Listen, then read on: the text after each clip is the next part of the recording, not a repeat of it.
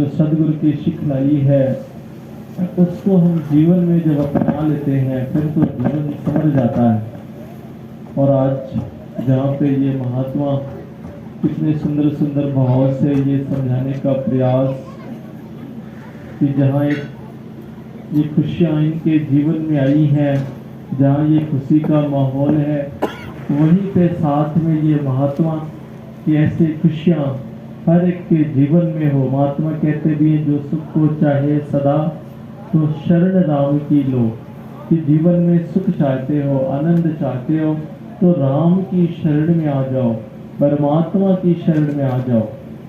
और वास्तव में ये खुशियाँ हर वक्त जीवन में बने रहे, इसीलिए ये महात्मा संदेश दे रहे थे कि ये जो मानव शरीर है इसकी भी महत्ता तो तभी है जब इस शरीर के रहते इस अविनाशी परमात्मा को जान लिया जाए, क्योंकि सारे सुखों का स्रोत ये परमात्मा ही है। जहाँ हम परमात्मा का नाम लेते सच्चिदानंद, सत, चित और आनंद, तीन गुणों से युक्त ये जो परमात्मा है, इस आनंद स्वरूप परमात्मा को जानकर ही वास्तव में सदा के लिए जीवन में आनंद वाली अवस्था बन सकती है। जब तक इस आनंद स्वरूप परमात्मा को हम नहीं जानते हैं, शास्त्रों में कहा गया कि बहुत ऊंचे कुल में क्यों जन्म ले ले, भले ही ऊंचे कुल क्या जन्म करनी ऊंच न होए। ऊंचे कुल में भले जन्म ले लेने से कोई ऊंचा नहीं बन जाता। भगवान श्री राम हम श्री रामचरित मानस में पढ़ते, माता शबरी के यहाँ जब जाते हैं आरंभ कांड में प्रसंग आता है, माता शबरी कह रही मैं तो अधम से अधम नारी हूँ प्रभु। लेकिन भगवान श्री राम जी क्या कह रहे कि जात पात कुल धर्म बड़ाई, धन बल परिजन गुण चतुराई, भगत हीन नर सोहि कैसे, बिन जल बारिद देखिए जैसे। कह रहे कि हे सबरी, बहुत धन से युक्त इंसान क्यों न हो जिसे ये लगता हो कि मेरे जीवन में धन की कमी नहीं है, बल बहुत बलशाली क्यों ना हो, बहुत, और कह रहे कुल अकेले ना हो, अच्छे कुल खानदान वाला हो, जिसका कुल बहुत लंबा ही क्यों ना हो, लेकिन जिसके जीवन में भक्ति नहीं है वो मुझे प्रिय नहीं है। जिसके भी जीवन में भक्ति नहीं है भगवान को प्रिय नहीं होता। भगत हीन नर सोई कैसे, उस तरह से है जैसे कोई बादल हो और अगर वो वर्षा ही ना करे, ऐसे ही गरज के निकल जाए तो कहे क्या बादल, फिर लोग अच्छा नहीं कहेंगे। ऐसे ही जीवन में भले ही धन से युक्त हो, बल से युक्त हो, अच्छा कुल परिवार हो, लेकिन अगर भक्ति जीवन में नहीं आई तो जीवन व्यर्थ है। महात्मा कहते बेकार चला गया। इसीलिए ये संत महात्मा कहते हैं अविनाशी परमात्मा को जान लो, क्योंकि ये जीवन का लक्ष्य है। महात्मा कहते ये ब्रह्म ज्ञान के लिए महात्मा क्यों कह रहे, क्यों जीवन में ब्रह्म ज्ञान की आवश्यकता है। लोगों को लगता है कि मेरे जीवन में सारे सुख संपदा है, सारे धन दौलत है, पर ये क्यों ब्रह्म ज्ञान चाहिए। महात्मा कहते हैं ये धन दौलत है, जो ये खुशियां हैं, ये सदा हमारे जीवन में बनी रहे, इसके लिए ब्रह्म ज्ञान की आवश्यकता होती है। क्यों? क्योंकि ये जो ब्रह्म ज्ञान है, महात्मा कहते हैं ब्रह्म के बाद, ब्रह्म ज्ञान के बाद हमारे जीवन में लोक भी संवरता है, साथ ही साथ परलोक भी संवरता है। ये जीवन की यात्रा तय करके जब इस शरीर को हम छोड़ेंगे तो ये फिर जाएंगे कहाँ, इसकी समझ ब्रह्म ज्ञान के द्वारा ही होता है। बाबा जी अक्सर कहते थे मैं फूल चुनने आया था बागे हयात में, दामन को खरजार में उलझा के रह गया। मैं तो अपने आप को जानने आया था, पर मैं केवल माया के साथ रह गया। जिसको मुझे लेना था, जिस परमात्मा के लिए जन्म हुआ था, जिस परमात्मा की प्राप्ति से जीवन में आनंद आ सकता है। महात्मा कहते हैं ब्रह्म ज्ञान के बाद हमारे जीवन में भ्रम खत्म होता है। सबसे बड़ा लाभ क्या होता है ब्रह्म ज्ञान के बाद? भ्रम खत्म हो जाता है। हमें अनेकों भ्रम है, मैं ऐसा नहीं करूंगा तो कहीं ऐसा ना हो जाए, इधर नहीं जाऊंगा, इधर जाता हूं तो कहीं ऐसा ना हो जाए, आज ये दिन है, आज ये तिथि है, कहीं मेरे जीवन में अड़चन ना आ जाए। अनेकों भ्रम हमारे जीवन में होते हैं, लेकिन जिसे ब्रह्म ज्ञान हो जाता है उसके जीवन से भ्रम खत्म हो जाते हैं। ब्रह्म की प्राप्ति, भ्रम की समाप्ति, सारे भ्रम खत्म हो जाते हैं। दूसरा महात्मा कहते हैं भय खत्म हो जाता है गुरुशिष्य के जीवन में। जिसे परमात्मा का ज्ञान हो जाए भय खत्म हो जाता है, डरता नहीं है गुरुशिष्य किसी से। क्यों? क्योंकि अविनाशी परमात्मा का पता चला, जो सारे सुखों का स्रोत है, जो सृष्टि का मालिक है, यही अविनाशी परमात्मा तो है। और ऐसे अविनाशी परमात्मा को जानना, जहाँ धर्म ग्रंथों में हम पढ़ते हैं, ये परमात्मा ऋग्वेद में 10 मंडल है, पहली मंडल का पहला ही श्लोक सूक्त आता है, ऊम अग्नि मीले पुरोहितम यज्ञस्य देव मृतविजम होतारम रत्न धात्मम। प्रार्थना करते हैं, दो अर्थ है इसके, एक तो अग्नि रूप में, अग्नि भौतिक रूप में अग्नि की उपासना, यज्ञ की शुरुआत से पहले अग्नि देव को बुलाया जाता।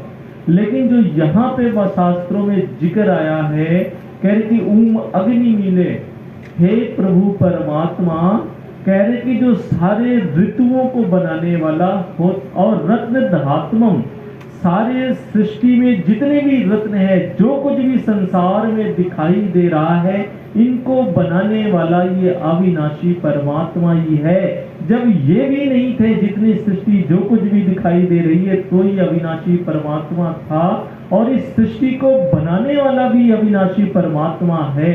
इसलिए हे प्रभु, इन्हें कहते हैं स्तुति करना। इसलिए हे प्रभु, हम आपकी स्तुति करते हैं कि आप अगर हमारे जीवन में आ जाओगे, जीवन संवर जाएगा। इसलिए ये महात्मा कह रहे कि ऐसे अविनाशी परमात्मा को जानना, जो सारे सुखों का स्रोत है। भले ही परमात्मा के नाम अलग अलग हैं, हम जहाँ परमात्मा को नाम अलग अलग लेते, कोई राम कहता, कोई गॉड कहता, कोई खुदा कहता, कोई हरि कहता, कोई भगवान कहता। दरअसल सिंबॉलिक माध्यम से धर्म ग्रंथों में समझाने का प्रयास किया गया। किसी ने विष्णु कह दिया इस परमात्मा को, दासक्षर कहता है कि विष धातु से, जिसका अर्थ होता है सर्वव्यापी। परमात्मा विष्णु का अर्थ होता है जो सर्वव्यापी हो, जो सब जगह है, वही विष्णु है।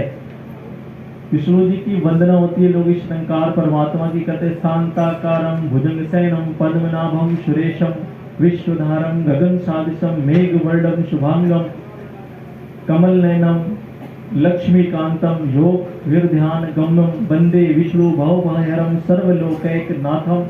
कह रहे कि शांताकार, आप सोचें, जिन्होंने ज्ञान लिया है, आप मिलान करिए, परमात्मा शांत चित है कि नहीं है।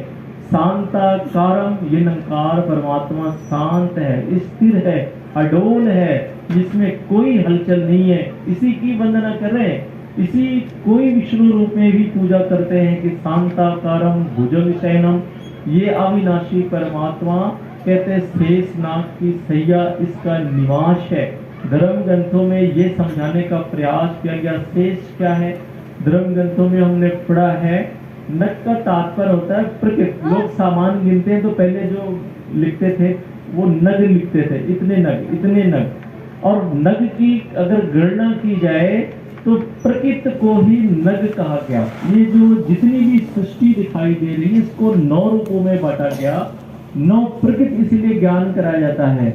ये जो 9 प्रकृति हैं, और आपने पढ़ा है कि जितनी भी सृष्टि है, ज्ञान लेने से पहले 9 प्रकृति बताई जाती है। और ये बताया जाता है कि जितनी भी सृष्टि है, ये जो प्रकृति है, ये परिवर्तनशील है, सदा के लिए नहीं है, ये मिटने वाले हैं। जितनी भी सृष्टि दिखाई दे रही है, गो गोचर जहां लग मन जाई, सब कुछ माया जानऊ भाई। सब माया है, सब मिटने वाले हैं, परिवर्तनशील है। तो महात्मा कहते हैं अगर इस सृष्टि को हम निकाल देंगे, शहनशाह जी ने इसलिए लिखा है, ये सबो कुछ मिट जाने हैं, बाकी कुछ नहीं रहना यार, कहे अवतार एहो है सब कुछ इसनु ही कहते नंकार। ये जो कुछ सृष्टि दिखाई दे रही है सब मिट जाएगी। सबको अगर हम हटा देंगे, बचेगा शेष ये निरंकार परमात्मा ही है। इसी ने सब कुछ धारण कर रखा है। ये सब का आधार यही अविनाशी परमात्मा ही है। इसी को विष्णु कहा गया। विश्वधारम, सारे विश्व का आधार ये निरंकार परमात्मा ही है। गगन सादृशम, गगन जैसा ये सर्वव्यापी है, ये अविनाशी परमात्मा। लक्ष्मीपति कहा गया, माया का पति अविनाशी परमात्मा ही होता है। इसलिए कह रहे हे प्रभु, मैं आपकी वंदना करता हूँ। इसी अविनाशी परमात्मा को लोग शिव कहते हैं। शिव का अर्थ होता है निरंकार परमात्मा। और जब तक शिव है तभी तक आनंद है इस शरीर में। महात्मा कहते हैं शिव, और एक शब्द आता है सब। अगर ये नहीं है तो फिर सब है, और अगर ये है तो शिव है, तब तक शुभ है जीवन में। शिव भी इसी अविनाशी परमात्मा को कहते हैं, इसी निरंकार परमात्मा को कहा गया है। आप शिव जी की वंदना करते हैं, रुद्राक्ष मंत्र आता है कि नमामि समीशान निर्वाण रूपम विभुम व्यापकम ब्रह्म वेद स्वरूपम निजम निर्गुणम निर्विकल्पम निरीहम चिदाकाश महाकाश वासम भजेयम निरंकार ओंकार मूलम तुरीयम गिराजान गोतीत विषम गिरीशम करालम महाकाल कालम कृपालम गुणाकार संसार पारम नतोहम। इसी निरंकार परमात्मा को ही कहा गया जो निर्विकार है, जो निर्विकल्प है, ये अविनाशी परमात्मा, इसी को शिव भी कहते हैं। इसलिए महात्मा कहते हैं जब इस निरंकार परमात्मा का ज्ञान हो जाता है जीवन में तो भय खत्म हो जाता है। नाम को लेके जो मन में भ्रम होता है परमात्मा अलग अलग है, ये खत्म हो जाते हैं। जीवन में एहसास हो जाता है कि परमात्मा एक है। वेद कहता है एको देवा सर्वभूतेश गूढ़ा सर्वव्यापी सर्वभूतांतरात्मा कर्म दश सर्वभूतादिवासा साक्षी चेता केवलो निर्गुणस्या। ये परमात्मा एक है। सारी सृष्टि का मूल यही अविनाशी परमात्मा है। इसलिए ऐसे अविनाशी परमात्मा को जानना ही जीवन का लक्ष्य है। और ऐसे अविनाशी परमात्मा को जानना था, लेकिन इंसान धरती पे आके केवल माया के पीछे जुड़ा हुआ है। श्री रामचरितमानस में ही हम पढ़ते हैं, सो तन धर हरि भजहि न जेनर होई विसैरत मंद मंद तर कांच किरच बदलेते लेहि करते डार परश मन देहि। रामचरितमानस उत्तरकांड में हम पढ़ते हैं, कह रहे कि जो इस मानव शरीर को प्राप्त कर जो अविनाशी परमात्मा को नहीं जानता, सो तनु धरारी भजई नजेनर, जो परमात्मा की भक्ति नहीं करता, होई विषयरत, विषयों में मंद होता है, विषयों के साथ जुड़ा होता है, पदार्थों के साथ जुड़ा है। आपने सुना होगा कैसे एक शेर था, उसके घर में आग लग गई। अब नौकर आया, कहने लगा शेर जी जो जरूरी सामान और बहुत कीमती हो बताएं, उसे हम बचा लें। उसने कहा कि अरे चले जाओ फला कमरे में, बहुत उसमें जवाहरात जो है जेवर रखे हैं, उसको बच लेके आओ। अब नौकर गया जल्दी किसी तरह से कमरे से वो जेवर लेके आया। फिर आया, कहता और याद कर लीजिए कोई और सामान तो नहीं छूटा। कहते हाँ फले कमरे में जाओ, वहाँ पे कुछ जरूरी कागजात रखे हैं जमीन जायदाद के, उसको ले आओ। अब वो नौकर गया, उसको लेके आया। अब तब तक आग पूरा इतनी पकड़ गई, पूरे घर में जलने लगी। अब फिर जब आग जल रही है तो नौकर कह रहा सेठ जी वो छोटे सरकार तो दिख नहीं रहे। अब सेठ को याद आ रही वो तो फला कमरे में सो रहा है, अरे उसको बचा के ले आओ। अरे जो बचा के लाएगा मैं सब कुछ उसको दे दूंगी, लेकिन उसको बचाओ। सोचे कहने का भाव जो सबसे ज्यादा जरूरी था उसे भूल गया और पदार्थों को इकट्ठा करने में हम लगे हैं।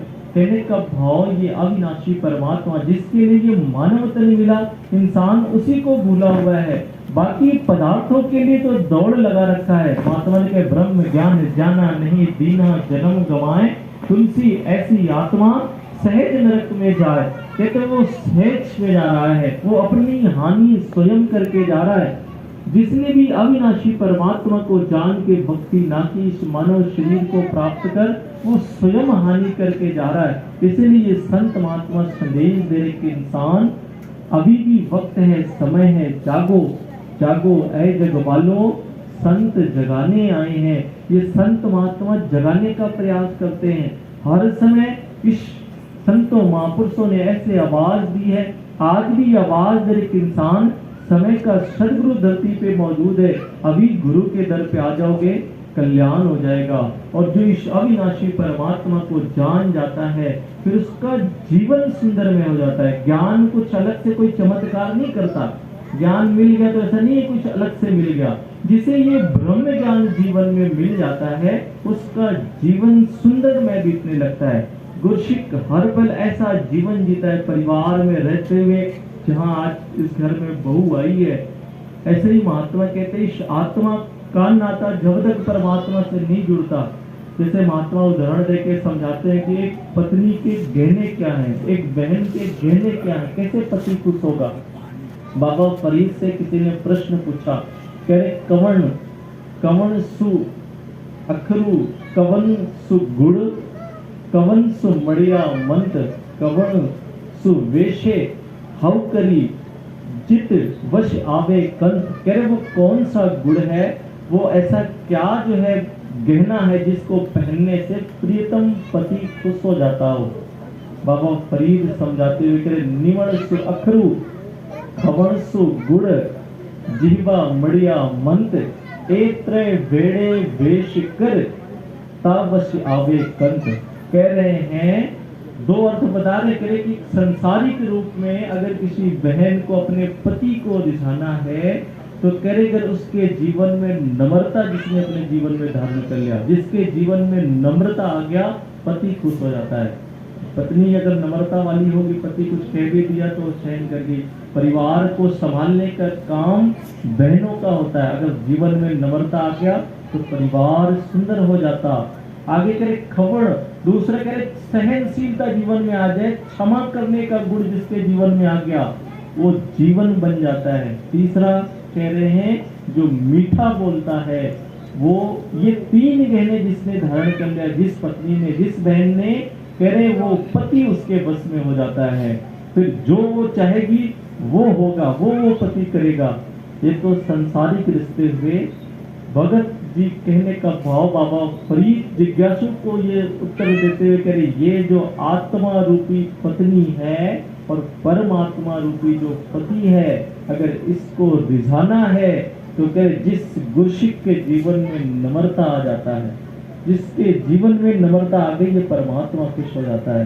ये परतम प्रभु परमात्मा गुरु हमारा खुश होता है जिसके जीवन में नम्रता है।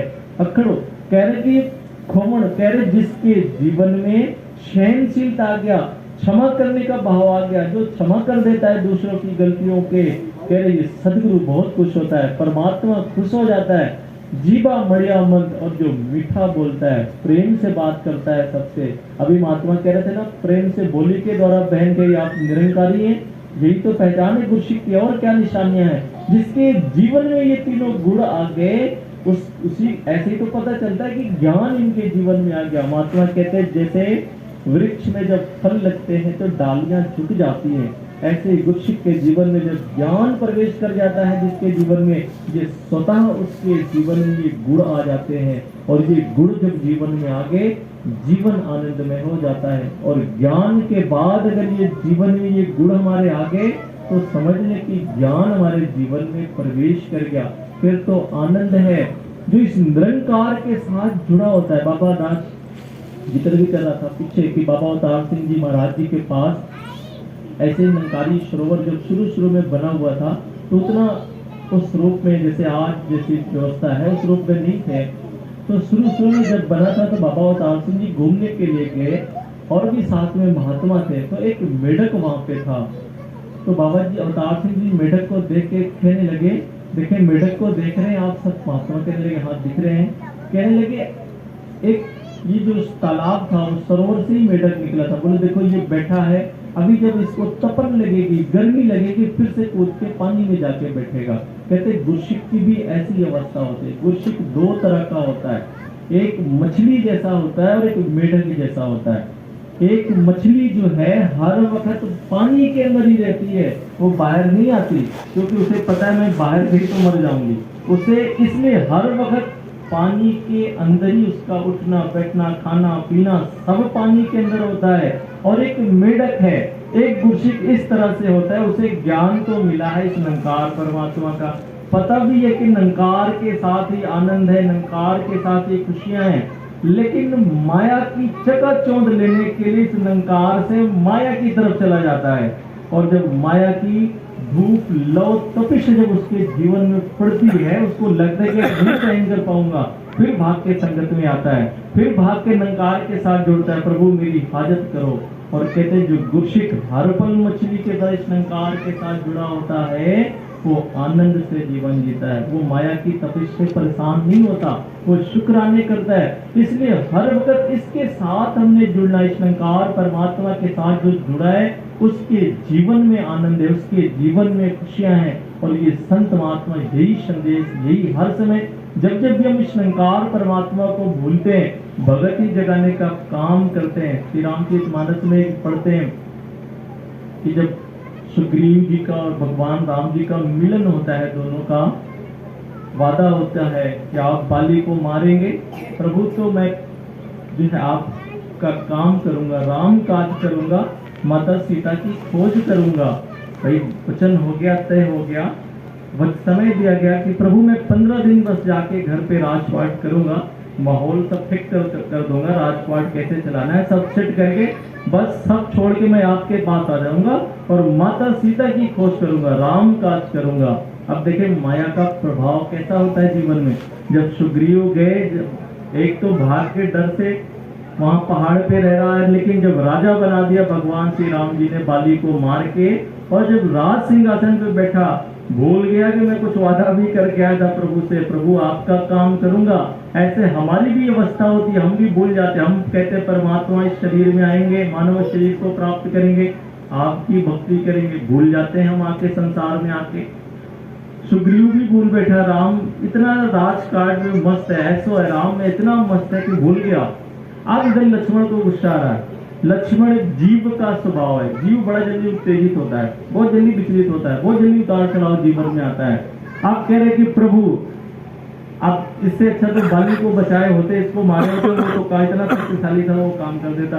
आपने नाहक इसको बचाया और कह के गया था 15 दिन में आ जाऊंगा, आज तक नहीं आया, खबर नहीं ली आपकी। कह रहे मुझे अभी आज्ञा दे, मैं भी इसको मार के आता हूँ, इसको भी मारूंगा, पूरी राज को इसको उखाड़ के आऊंगा, सब मार के आऊंगा। अब भगवान राम देखिए क्या कह रहे हैं, जय सर जय सायक मारा मैं बाली, तही सर कुतो मूड कह काली। ये ज्ञान समझने की बात है। भगवान राम कह रहे कोई बात नहीं, परेशान मत हो, मैं भी मारूंगा उसको, चिंता मत करना। जिस बाण से मैंने बाली को मारा है, उसी बाण से इसको भी मारूंगा, लेकिन आज नहीं मारूंगा, कल मारूंगा। महात्मा कहते हैं ऐसे ही हमें जब जीवन में क्रोध आए ना, तो फिर उसको कल पे छोड़ देना चाहिए। और कोई अच्छा काम हो तो तुरंत करना चाहिए। कोई गलत बात है, कोई क्रोध आए, भगवान राम कह रहे कि मैं आज नहीं मारूंगा, कल मारूंगा, आज जाने दो, अगर कल नहीं आता है तो कल उसको मारूंगा। अभी पति पत्नी में या देवरानी जेठानी में लड़ाई हो और हम कहते चलो ऐसा आज नहीं, कल लड़ाई करेंगे, तो कल लड़ाई करेंगे, कल तो भूल ही जाएंगे ना, फिर तो भूल जाता है आदमी। ये हमने सीखना है कि हम जब छोड़ देते हैं कल पे, तो फिर कल लड़ाई झगड़े नहीं होंगे। अब लक्ष्मण समझ रहा है, मुझे पता है कि आपको मारना नहीं है, इसलिए कह रहे काली, कल तो भूल जाएंगे आप, आज तो थोड़ा सा गुस्सा में किसी तरह जगाया आपको और कह रहे कल मारूंगा, तो कल तो मारना नहीं है आपने। अब कह रहे कि लक्ष्मण क्रोधवंत प्रभु जाना, धनुष चढ़ाए गेहूं कर बाना। लक्ष्मण क्रोध में आके धनुष बाण लेके उतावला है, नहीं मुझे मारना है, आप मुझे क्या दें। जब कल हुआ, अब धनुष बाण लेके तैयार है। भगवान राम ने तो कहा था ना कि कल जाके मारना, कह रहे प्रभु आपने कहा था कल मारना है, अब मैं तुरंत जा रहा हूँ मारने के लिए।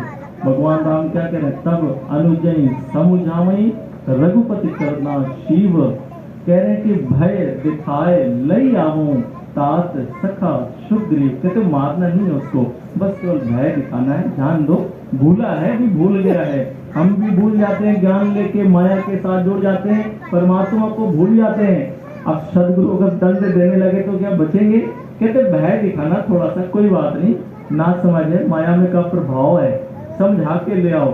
अब फिर लक्ष्मण कह लीजिए, अभी तो कल कह रहे थे मार देना, मार के भय दिखाना, अब प्रभु का हुक्म है तो मानना ही है। करे इया पवन सुत हृदय विचारा, राम काज सुग्रीव विचारा। कहते इधर लक्ष्मण के मन में भाव आ रहा है, सुग्रीव ने गलती की, वादा किया था मैं राम का काम करूंगा, भूल गया है। जाए निकट चरणनि सिर नामा, चारों विधि कहीं समझावा। कह रहे हनुमान लक्ष्मण से पहले पहुंचते हैं, कहते सुग्रीव आपने वादा किया था, आप भूल गए, और आज सिंहासन पे बैठ के आप ये सब भूल गए हो। कह रहे चारों विधि से समझाया, दंड देके, भय दिखा देके, मैं तो अभी समझाने आया हूँ, पीछे लक्ष्मण आ रहा है, वो फिर सोच लो क्या करेगा आपका, अभी भी वक्त है। अब जब भगत समझाता है, गुरसिक को समझ आ जाता है। कहता मैं नादान हूँ, ना समझू, विषय मोर हर लीन हो ज्ञाना। कहते मैं विषय में पड़ गया था, और विषय ज्ञान को हर लेते हैं। ये विषय वासनाएं माया का प्रभाव होता है, ज्ञान का प्रभाव क्षीण हो जाता है। इसीलिए महात्मा कहते हैं हर वक्त जो इस निरंकार के साथ जुड़ा होता है, इसके एहसास में रहता है, उस गुरसिक के ऊपर माया का प्रभाव नहीं पड़ता। और इसके लिए ही हमने सत्संग सेवा सिमरन करनी है। बाबा जी अक्सर आपने पढ़ा होगा, सत्संग सेवा सिमरन के बिन भक्ति सदा अधूरी है। इन तीनों के संगम से ही भक्ति होती पूरी है। जिस गुरसिक के जीवन में सत्संग सेवा सिमरन करता है उसके जीवन में भक्ति होती है। वो हर वक्त निरंकार के साथ जुड़ा होता है और हम इस निरंकार के साथ जुड़े रहें, क्योंकि जो निरंकार के साथ जुड़ा है, जो हर पल इस निरंकार परमात्मा का आश्रय लेता है। महात्मा भी सिमरन के लिए कितना कितना कह रहे थे। वास्तव में सिमरन की अवस्था तो तब तक होती है जब तक इसके साथ हम नहीं जुड़ जाते। जिस दिन इसके साथ गुरसिक जुड़ जाता है उसे एहसास होता है कि मैं तो इसी के अंदर ही हूँ। जो इसके अंदर है एहसास बन गया, फिर उसे क्या करने की जरूरत है। गौतम बुद्ध से किसी ने पूछा, एक नौजवान कहने लगा, आप कहते आपो दीपो भो, कहते एक तरफ तो आप कहते हो कि स्वयं अपना प्रकाश बनो, दूसरी तरफ कह रहे बुद्धम शरणम गच्छामि संगम शरणम गच्छामि, सत्संग में जाओ, ज्ञान की शरण में जाओ। फिर क्यों जाना है? एक तो कह रहे हो स्वयं बनना है। बुद्ध जी समझाते हुए कहते हैं, इसलिए मैं कहता हूँ क्योंकि अभी भी तुम्हारे अंदर शरण जाने की इच्छा बची है। जिस दिन शरण जाने वाली अवस्था ही खत्म हो जाए उस दिन समझ लेना फिर कहीं जाने की जरूरत ही नहीं है। और जब तक ये अवस्था बनी है तब तक किसी न किसी के शरण में जाना ही है, जाना ही हमने सत्संग में आना ही है। क्यों? क्योंकि सत्य के साथ हमारा संग नहीं हुआ है। जिस दिन इसके साथ संग हो जाएगा उस दिन फिर गुरसिक के जीवन में आनंद की अवस्था होती है और ये आनंद ही जीवन का लक्ष्य है। ये अवस्था जीवन में बन जाए, ये अरदास हमने सदगुरु के चरणों में करनी है। दातार कृपा करे, ऐसे समस्त जी हर एक कृपा करे, ऐसी इच्छा बनी हो और ये सदा सत्संग सेवा शिविर करते हुए संसार परमात्मा का आधार लेते हुए पूरा विश्वास करते हुए गुरसिक भ्रमों से भय से इन सब अवस्था से ऊपर उठ के जीवन जीता है, वो अवस्था बन जाए हमारे जीवन में। और जहाँ तक की आवाज जा रही है सभी भगवत सज्जनों के चरणों में भी प्रार्थना है, ये जो जीवन मिला हुआ है इस जीवन के रहते हुए जिसने भी परमात्मा को नहीं जाना, महात्मा कहते फिर ये जीवन संसार में आना फिर व्यर्थ ही है। हीरे जैसे जीवन को कोड़ी बदले जाए, कोड़ियों के बदले गवा के चले गए। अवसर है, समय है, समय का सदगुरु माता सुदीक्षा जी महाराज धरा पे मौजूद है। अगर इनके चरणों में आगे अविनाशी परमात्मा का बोध हो जाएगा, इस जीवन का लक्ष्य प्राप्त हो जाएगा, लोक भी सुंदर हो जाएगा और लोक भी संवर जाएगा। प्यार से कहना